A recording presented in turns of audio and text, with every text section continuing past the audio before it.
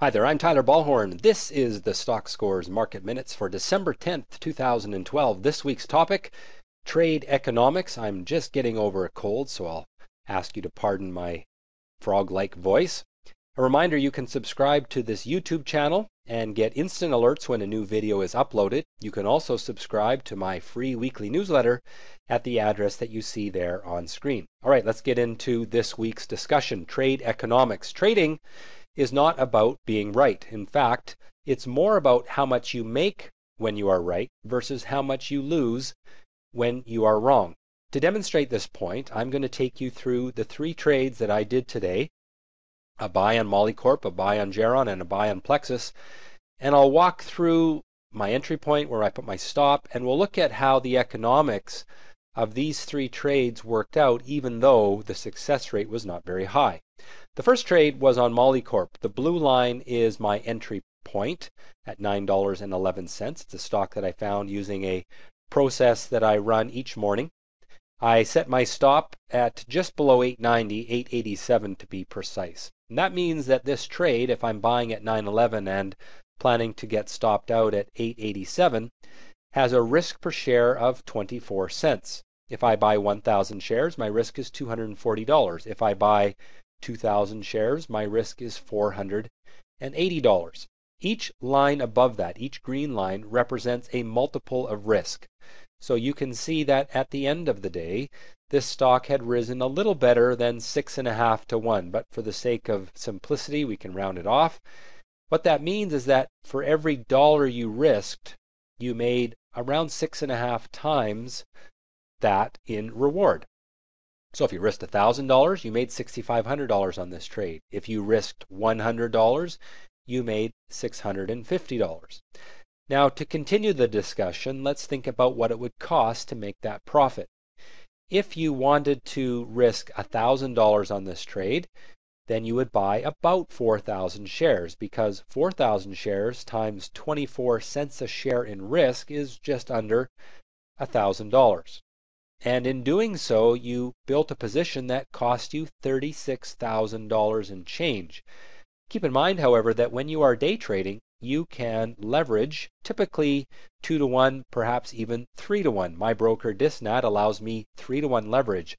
So this trade required a little better than $12,000 in capital to make a $6,500 profit. That is the economics of day trading. Now let's continue on and look at the two other trades I did today. The second was on Geron Corp. You can see again the blue line at $1.27, my entry point, my stop at $1.15. And this trade really didn't work. It went up a little bit right after I bought it and then sort of fizzled out through the day. Not a big surprise when you look at the daily chart of this stock. I wasn't expecting it to be a real high probability winner because it had some resistance at about $1.45. At the end of the day, this stock was down about 0.3 of a reward for risk element. That means if I risked $1,000, I lost about $300 on this trade.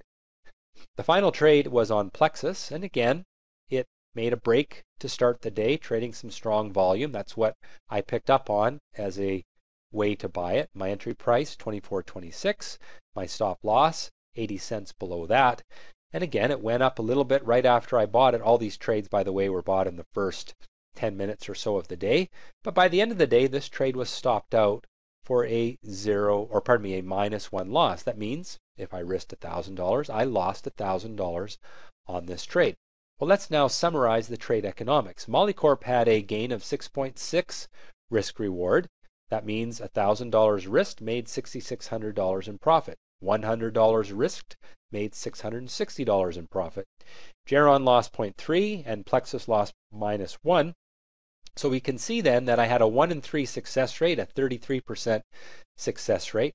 $500 risked per trade meant a $2,600 profit. The point is, it's not about being right. What made this day a profitable one is that I had one big winner and two small losers. And that is really what is important about trading. Whether you day trade or whether you are a long-term investor, it is essential to limit the size of your losses and let your profits run. All right, let's get into the analysis for this week. Starting off is the S&P 500. rising bottoms into resistance at 142.5 on the SPY. Keep in mind that this is a 30-day intraday chart. Because the market has a pretty short-term bias right now, really headline driven around the fiscal cliff issues, I'm really taking that short-term view. And you can see that the market has been building optimism for the last week or so and is now pushing that resistance line in red. The market is waiting for something to happen. It is hopeful that something will happen. However, until we get a solid break through that red line, I think that this market is likely to wind its way sideways in the near term. Now, anything positive comes out on the fiscal cliff, perhaps a hint that there may be a solution before the end of the month. And of course, this will break, and that should lead us into a strong rally into the end of the year. The TSX has got a similar chart, and again, this is an intraday chart going back 1 month. We've got that red line of resistance, building optimism. I can say there's optimism because there are rising bottoms on this chart, as I have drawn in green. However, until you get that breakthrough resistance, you should not take an aggressive buying stance. Finally, Russell 2000 in terms of the major stock market indexes is in a rectangle consolidation. It needs to break through that red line, just like the other charts we've seen. The market is really in wait and see mode right now.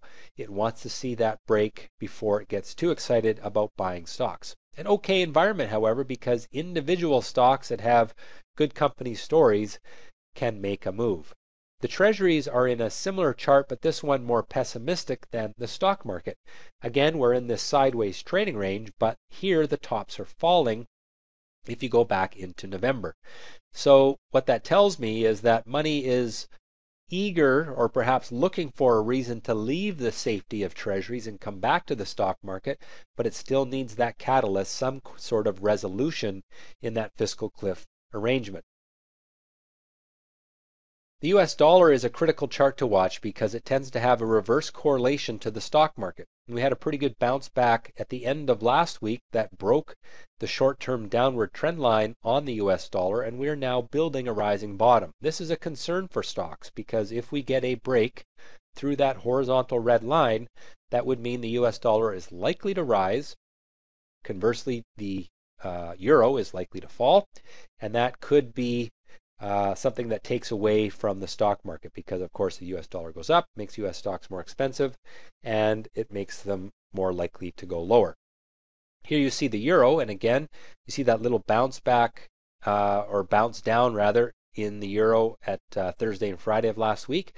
We're starting to build a little rising bottom, so I don't think it's over for the euro here. You want to keep an eye on this chart. If we break down below 128, that's probably meaning that the US dollar is going up and the euro is falling, and that should hurt the stock market. So keep an eye on these two currency charts. Gold has really been a bit of a dead trading commodity in the last little while. You know, it's come up the last couple of days, but I wouldn't consider it a great pattern. It's got lots of overhead resistance. And if you look at the longer term chart of gold, we did build a falling top in gold not too long ago, and to me it looks like something more likely to go lower than higher. I think the whole fear of the end of the financial world trade is pretty much over. Oil's fallen off in the last little while as things smooth out again over in the Middle East, but we are at support, so we should see oil bounce. However, I really don't see a great trade to the upside in oil. The fear index VIX VXX is the ETF in a pessimistic pattern, really in a long-term downward trend line. Fear is not a factor right now in this market. So my outlook then, neutral but with an optimistic bent on US and Canadian stocks. We need to see that breakthrough resistance. Gold I am neutral but not too excited about, and oil bearish in general, although I do think it is likely to bounce. Markets are looking for something positive to come out of Washington, but need that catalyst to take the next leg up.